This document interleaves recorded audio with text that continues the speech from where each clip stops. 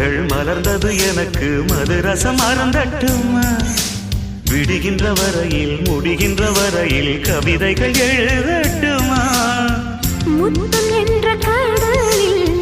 முத்து குளிப்போமா அழகு அழகு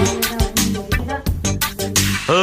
நீ நடந்தால் நடையழகு அழகு நெருங்கி வரும் இடையழகு அழகு வேலெறியும் விழியழகு